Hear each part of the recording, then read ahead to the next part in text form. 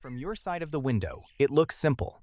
One bird steps right up to the feeder, like it owns the place. Another lands nearby, freezes, watches, and never quite commits. A third grabs one seed and vanishes. A fourth hangs back until everyone else is gone. From inside the bird, none of that is simple. What looks, to us, like confidence or nervousness may actually be a fast survival calculation running through a very small body. How exposed am I here? Where is the nearest cover? Did something dangerous happen at this feeder yesterday? Is that movement behind the glass important? Is that other bird dominant? Is this food worth the risk right now? And once you start seeing feeder behavior that way, the whole scene changes. Because this is not just about which birds are bold and which birds are shy.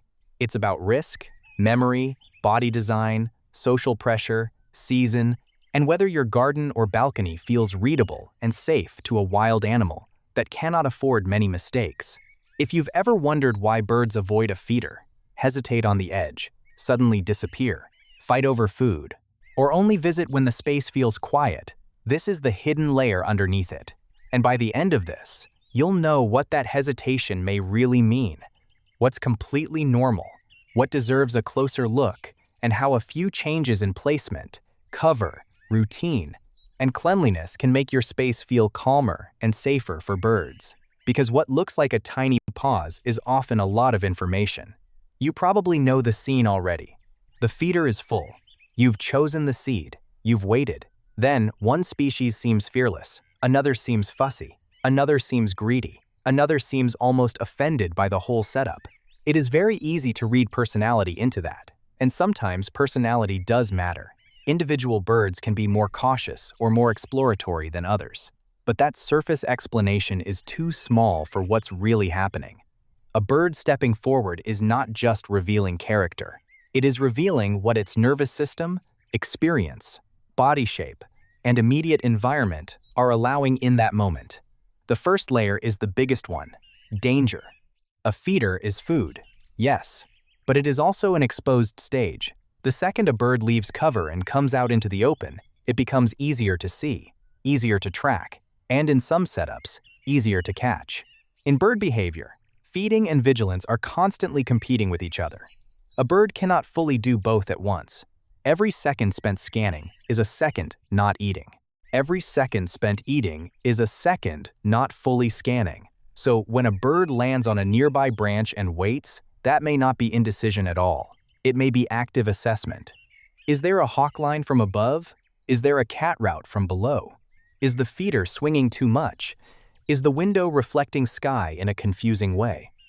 Is there a human silhouette moving behind glass? Is there a fast exit if something goes wrong? This is why the exact same feeder can feel welcoming to one bird and risky to another. Different species are built for different trade-offs. Some are comfortable making quick in-and-out trips from nearby cover.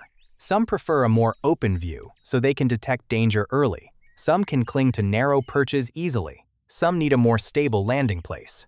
Some naturally grab one item and carry it away to eat in safety. That last one matters more than people realize. If a chickadee, tit, newthatch, or jay takes one seed and leaves, that does not mean the feeder failed. For some birds, confident feeding looks like a fast extraction, not a long, relaxed meal. The bird may eat elsewhere, cache food, or simply prefer cover while handling a seed. So the backyard translation here is simple but powerful. Don't judge feeder confidence only by how long a bird stays. A short visit can still mean the bird has accepted the site. A nearby waiting perch can be part of the feeding routine, not a sign of rejection. And if a bird never quite commits, the first question is not, why is this bird so nervous? The first question is, what does this approach look like from the bird's side? If you want to make that approach easier, think in terms of safe access, not just food. Birds usually do better when they have a quick escape route to real cover, like a shrub or small tree. But not when the feeder is tucked into such dense hiding space that a stalking cat could use it as an ambush point. The goal is nearby refuge with clear sight lines, food on a stage, safety in reach, and then there's memory. One of the most important reframes in all of backyard bird behavior is this. What we often call trust is usually predictability. Birds do learn your space. They learn where food is reliable. where danger tends to appear, which routes feel efficient, and which places have surprised them before. Work across bird cognition and field observation has shown again and again that birds are excellent pattern readers. Even small songbirds are not just reacting in the moment. They are carrying forward what the place has taught them. So if birds suddenly start hanging back, something may have changed long before you noticed it mattered. Maybe a hawk passed through 2 mornings in a row. Maybe a neighborhood cat found a hiding route under the hedge. Maybe you moved a chair, opened a bright umbrella, hung reflective laundry, trimmed a shrub, added a new shiny feeder, or started walking out onto the balcony at the exact moment birds usually arrive. To us, those changes can feel tiny. To a bird, new is not neutral. Behavior scientists use the word neophobia for caution around unfamiliar objects or changes.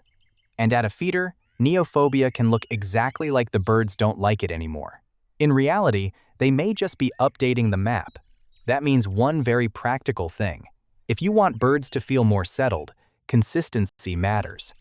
Refill feeders calmly. Avoid constantly moving them unless you need to. If you do change the setup, expect an adjustment period. On balconies and patios, sudden movement near the landing zone matters more than people think. A door swinging open, a person stepping out fast, a pet appearing at glass level, even a new object hanging where the flight path used to be, can push a bird from calm caution into full avoidance. And this is also why you should not take hesitation personally. The bird is not judging your kindness. It is reading the pattern. The next layer is social, and this one explains a lot of feeder drama. Some birds are not staying back because they fear the feeder itself. They are staying back because they fear the birds already on it. Feeding stations create temporary hierarchies. Larger birds may displace smaller ones. More dominant individuals may claim the best perch. Fast, assertive birds can make a feeder feel busy, even when it looks peaceful to us. A bird that waits in the shrub, on the fence, or higher in the tree may simply be timing its turn. This is especially common when there is only one main food point. The more crowded the feeder, the more it becomes a place of negotiation, not just eating. Birds also use each other as information. If one bird lands, scans, and feeds calmly, others may follow. If one bird erupts away in alarm, everybody pays attention. So when you see some birds step forward and others stay back, you are not just watching individual confidence. You are watching a live network of social cues. The backyard translation is not to panic when birds cue, circle, or wait. That can be completely normal. But if you see frequent displacement, constant chasing, or smaller birds rarely getting access, the setup may be too concentrated. A very effective change is to spread the pressure out. Instead of one crowded feeder, offer more than one station. Separate them enough that one dominant bird cannot control all of them at once. Offer different feeder styles if you can. A tube feeder, a platform, a suet station, or a lower sheltered option can open the space to birds with different bodies and feeding styles. Because sometimes what looks like lack of confidence is actually poor fit. A finch may handle a narrow tube feeder beautifully. A larger bird may find it awkward. A ground-feeding species may avoid hanging feeders almost entirely, but use a platform if it feels safe. A bird that likes roomy perches may keep trying and failing on a feeder designed for smaller acrobatic species. And if the only available spot is exposed and crowded, some birds will simply opt out. Again, not random, not ungrateful, not simple. And then season changes everything. A bird in deep winter is making a different calculation from the same bird in late spring. Cold raises energy costs. Breeding changes schedules. Molt can make birds less streamlined and more cautious. Juveniles may be inexperienced, awkward, and inconsistent. Natural food availability can pull birds away from feeders even when your setup is fine. Migration can bring new faces that haven't learned your space yet. This is why feeder confidence is never a fixed trait. It shifts with pressure.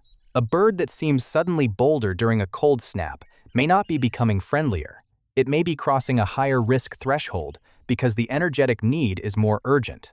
A quiet feeder in summer may not mean your birds have abandoned you. It may mean insects, berries, seeds, and breeding demands have changed the menu and the timing. That's an important relief for a lot of people. Not every disappearance is a failure. Not every quick retreat is fear. Not every pause means you did something wrong. Here's the emotional reframe I think matters most. The bird that hangs back is not failing a courage test. It is surviving in public. It is bringing a wild body, tuned for threat detection, into a human-shaped space and asking one question over and over again. Is this safe enough, for long enough, to take what I need? When you see it that way, the hesitation stops looking like ingratitude or weakness. It starts looking like intelligence under pressure, and that changes how we help. If you want more birds to step forward, the first thing to improve is not always the seed. It's the feeling of the place. Make the approach safer. Give birds a landing route that doesn't force them through clutter or glare. Keep some nearby cover, but not a hidden ambush tunnel for cats. If your feeder is near glass, make the glass visible from the outside. Exterior screens, cords, or dense window markers work far better than hoping the bird will understand reflection. And if window collisions are a risk, the usual safer rule is either keep feeders very close to the glass, within about 3 feet, or far enough away that a startled bird is less likely to strike it at speed. Make the environment calmer. Birds are extremely sensitive to sudden disturbance. If you know they arrive in the morning, try not to burst into the space right then. Move slowly near active feeders. On a balcony, avoid letting new objects appear exactly where birds approach. If you need to make changes, do it gradually when possible. Predictability lowers stress. Reduce crowding. If birds are constantly chasing each other or hovering without landing, add another station if you can. And don't put every food source in one tight cluster. Vertical variety helps too. Some birds are more comfortable higher, lower, more sheltered, or more open. A single feeder rarely serves everybody equally well. Keep the food fresh and the equipment clean. Wet seed, clumped seed, mold, or old hull buildup can make birds hesitate or leave, and it can create health problems.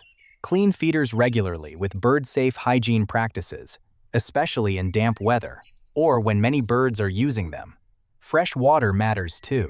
In many gardens, a clean, reliable water source can increase bird confidence even more than extra food because it makes the whole area function like habitat, not just a feeding point. And watch body language before you walk closer. A bird that is repeatedly stretching tall, freezing, turning its head sharply, or making very short aborted feeding attempts is telling you the alert level is already high. That is not the moment to inch forward for a better photo. Let the bird reset. The more often birds can approach, feed, and leave without being pushed over their threshold, the more readable and usable your space becomes. That does not mean birds will become tame. And it shouldn't mean that. They are wild. The goal is not to erase caution. The goal is to reduce unnecessary risk. There are also times when hesitation points to something worth checking. If one species is acting cautious while another is feeding normally, that may just be species difference, hierarchy, or feeder design. If visits change with weather, breeding season, or the appearance of fledglings, that is often normal too. Young birds can look clumsy and uncertain. Adults carrying food away from the feeder may be provisioning chicks. Brief feeder quiet after a predator passes is normal, but if nearly all the birds suddenly stop using a feeder they trusted before, look for a reason. Check for spoiled seed. Check for a new reflection or window hazard. Check whether a cat has gained access. Check whether a recent change has altered the flight path or cover.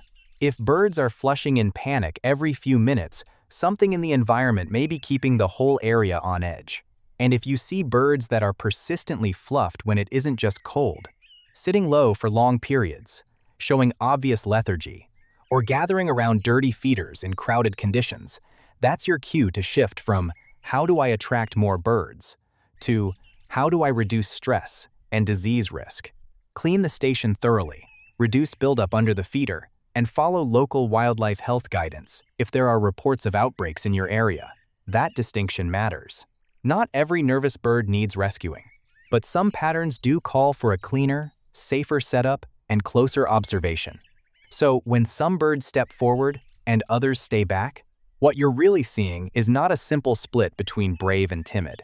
You're seeing risk assessment, you're seeing memory, you're seeing social rank, you're seeing species-specific design.